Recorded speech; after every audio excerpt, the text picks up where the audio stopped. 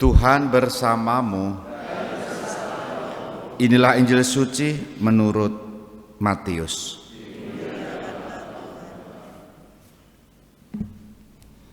Pada waktu itu Yesus berkata, "Celakalah kamu, hai ahli-ahli Taurat dan orang-orang Farisi, hai kamu orang-orang munafik, sebab kamu sama seperti kuburan yang dilabur putih, yang sebelah luarnya memang bersih tampaknya, tetapi sebelah dalamnya penuh tulang belulang dan berbagai jenis kotoran. Demikian juga kamu di sebelah luar, kamu tampaknya benar di mata orang, tetapi di sebelah dalam kamu penuh kemunafikan dan kedurjanaan. Celakalah kamu, hai ahli-ahli Taurat dan orang-orang Farisi, hai kamu orang-orang munafik, sebab kamu membangun makam nabi-nabi dan memperindah tugu orang-orang saleh dan berkata, jika kami hidup di zaman nenek moyang kita, tentulah kami tidak ikut dengan mereka dalam pembunuhan nabi-nabi itu. Tetapi dengan demikian kamu bersaksi terhadap diri kamu sendiri bahwa kamu adalah keturunan pembunuh nabi-nabi itu. Jadi penuhilah juga takaran nenek moyangmu." Demikianlah sabda Tuhan. Saudari-saudara, selamat pagi berkah dalam.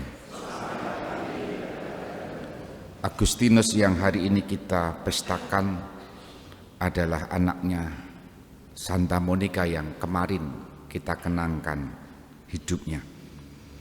Agustinus dikenal sebagai pembela ajaran gereja, dan dia hidup pada abad ketiga. Itu artinya awal mula gereja. Gereja masih muda, baru abad ketiga. Dan dengan pembelaannya, dengan kesetiaannya terhadap ajaran gereja, maka kita boleh bersyukur bahwa Tuhan telah mengirimkan, kalau boleh menggunakan kata itu, Agustinus ini untuk membawa pada gereja yang benar dalam ajaran-ajarannya. Dan tulisan-tulisannya juga sekarang pun masih diwarisi oleh gereja. Ada banyak tulisan yang membantu untuk menghayati iman itu atas pemikiran-pemikirannya. Dan juga Agustinus ini bertobat, dan pertobatan ini diyakini sebagai buah doa Santa Monica yang tekun mendoakan Agustinus supaya hidupnya bertobat.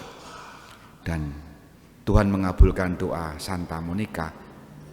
Tidak hanya soal pertobatan Agustinus, ternyata memberi lebih dari apa yang diinginkan, yakni Agustinus ini menjadi uskup dan tokoh gereja yang selalu dikenang. Pertanyaannya, pada usia berapa Santo Agustinus ini bertobat? Pada usia 32 tahun. Sangat muda. Maka jangan dipikirkan bahwa pertobatan Agustinus itu lama ya. Tidak, 32 tahun. Kita, di antara kita, lebih dari 32 tahun usianya.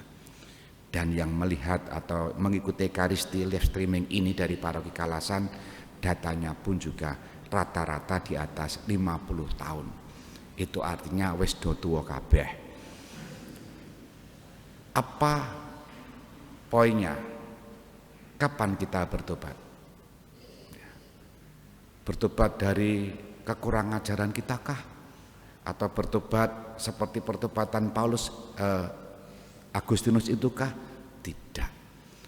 Pertobatan kita belajar dari Injil hari ini. Yesus mengutuk, mengecam orang-orang Farisi dan ahli-ahli Taurat. Celakalah, hai kamu orang-orang munafik. Kalau itu kita dengar setiap hari, tidak harus menunggu besok kalau tua. Pertobatan yang nyata adalah bagaimana kita menanggalkan sekaligus meninggalkan kemunafikan dalam diri kita. Tidak perlu kita berusaha untuk mempertontonkan diri kita secara lahir. Yang Tuhan mau adalah secara batin kita. Tidak perlu kita menampakkan diri supaya dilihat baik. Yang paling ori, genuine, asli adalah diri kita sendiri.